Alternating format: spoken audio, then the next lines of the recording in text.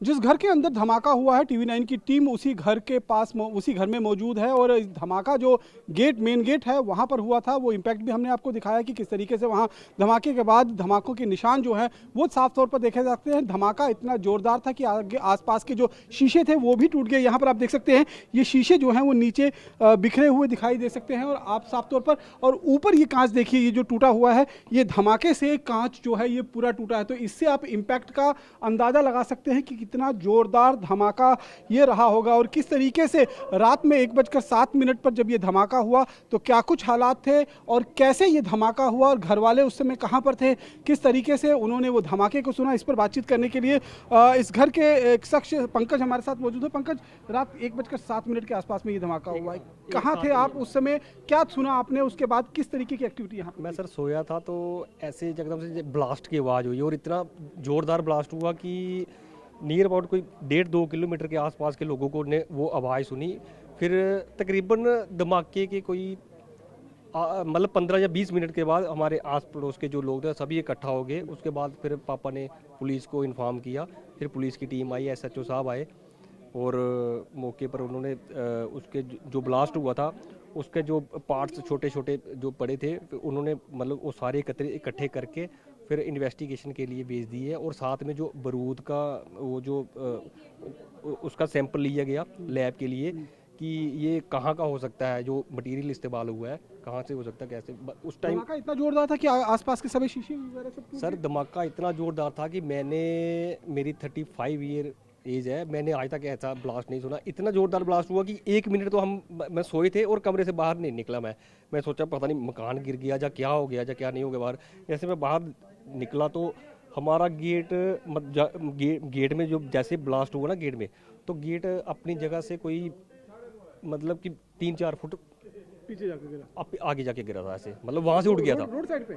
Road से, मतलब road पे जो हमारा गेट आप देख ही चुके हैं अंदर की तरफ गिर गया वो 4-5 फुट मतलब आगे खत्म हो गया। तो वो पुलिस उसको ले गई है, अंदर सुराख हो गए थे, काफी सारे छेद सुराग हो गए थे, फट गया था मतलब ऐसे गेट पूरा ही।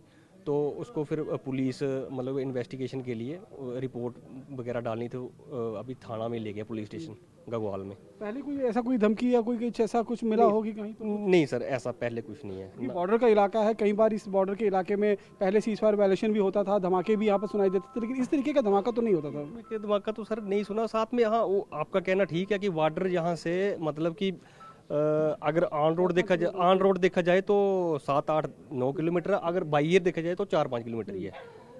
तो अभी पुलिस जब आप बाहर निकले तो धुआं हो गया था पूरी तरफ से? सर धुआं ही धुआं था, पूरा धुआं ही धुआं था और उसकी बारूद की जो स्मेल होती है और धुआं और स्मेल थी उस टाइम जैसे हम बाहर आए। कोई रंजिश, कोई पुरानी, कोई किसी से कोई ऐसी कोई बातचीत तो नहीं रही हो जिसको लेकर टारगेट किया गया हो? नहीं सर, ऐसा कुछ नहीं है सर, ये फर्स्ट टाइम हुआ है, पहली बार।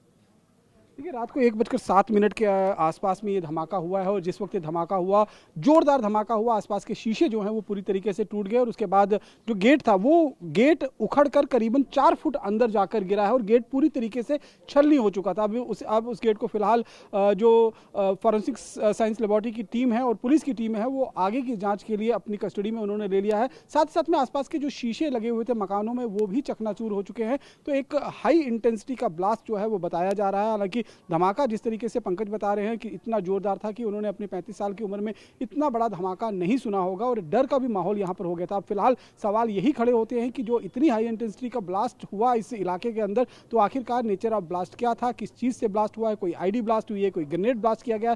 फिलहाल ये जांच का विषय है और फॉरेंसिक साइंस लेबोरेटरी की टीम जो यहाँ पहुंची थी, जिन्होंने सैंपल इकट्ठे किया है, वो अब उन सैंपलों की जाँच करेंगे और उसके बाद रिपोर्ट सामने आएगी, फिर पता चल पाएगा कि आखिरकार ये नेचर ऑफ ब्लास्ट किस तरीके था। फिलहाल एक डर और खौफ का माहौल इलाके के अंदर जरूर बना हुआ है। कैमरा पर्सन अनूप के साथ रमन सैनी, टीवी9 भारतवर्ष, खगवाल, सांबा।